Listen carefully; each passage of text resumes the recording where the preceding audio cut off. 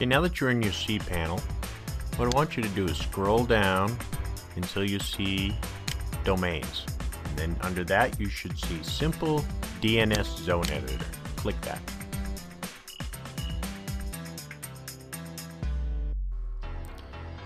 And you should see something very similar to this. And what you want to look for is add a CNAME record.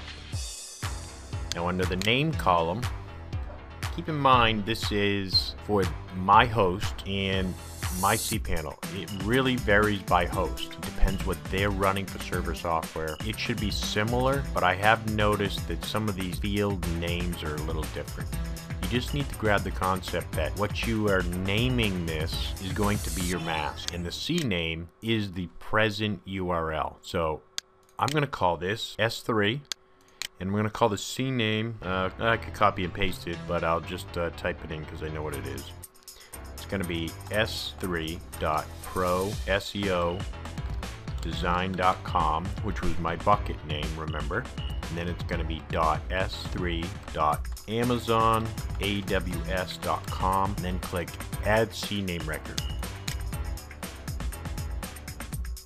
Here's my new name, s3.proseodesign.com. Here's the record, or the original link. So now for my links, I will start using this, s3.proseodesign.com. Okay, and I'd like to note that it can take several hours for your CNAME to propagate.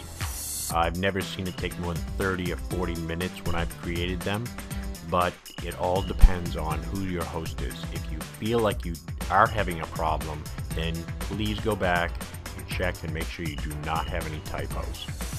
Okay, before we jump into DLGuard and merging it with S3 and using your new link, I want us to create a robots text file.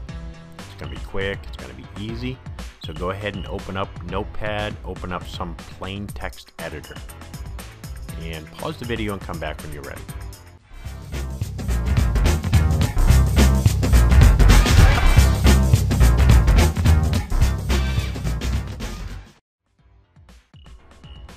Okay, now what we're going to do is we're going to create a robots text file in order to block the search engines from crawling through our new bucket and folders and files and listing them for the world to see.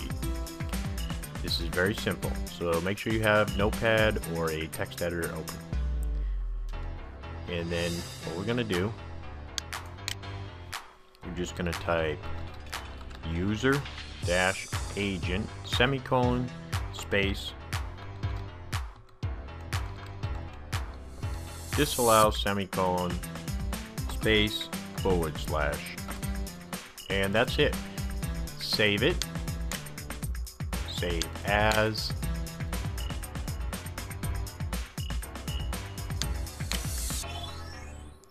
and I'll save it in my S3 folder here, and I'll call this robots.txt. Depending on the program you're using, make sure this is either selected as text or all files. And put the txt on the end, it's important. Save. Okay, that's done. Now we need to go back into Bucket Explorer. Okay, now we're back in Bucket Explorer. And since we already created a connection earlier and we named it, you can just choose Quick Connect. And then choose your name, and it will automatically log you in.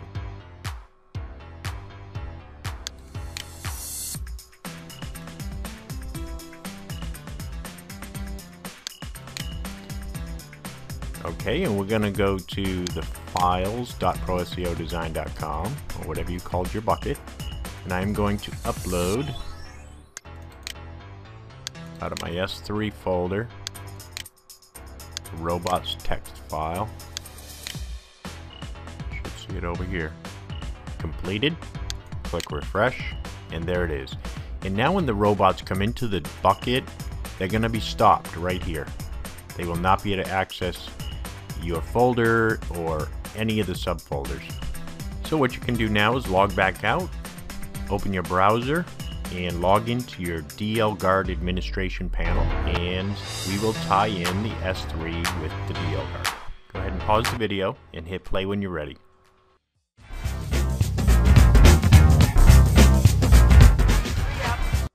Okay, now that you've logged into DLGuard, you're going to click on one of your product names or just create a new product, which is what I'm doing here to show you this example.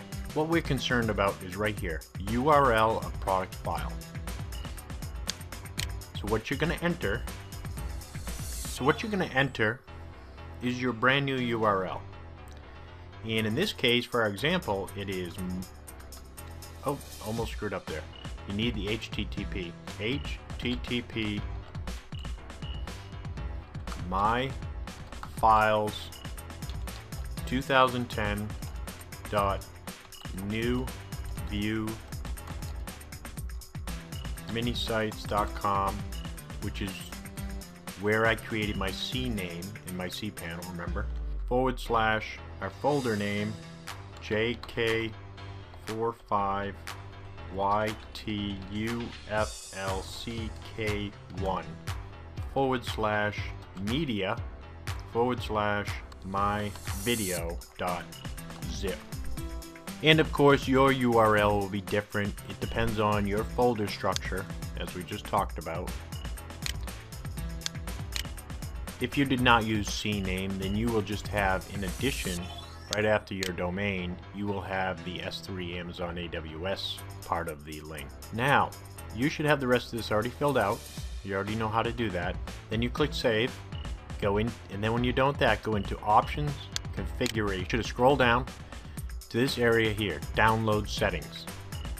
I've had good luck with just these two checked off. Force IE to download as attachment and use alternate download method. You can click Save Changes and log in as a test member, try and download your product. If you have a problem, you may have to come back in here and select Disable Download Octet Streaming Header. Disable IE Session Header, try that again. You could disable the download file size detection, because that will not work anyways. DLGuard is not able to detect the file size while it's going through the S3. I would highly encourage you to make a note of that for your members or in your single product download area. As long as you indicate the file size, you should be able to appease your customers.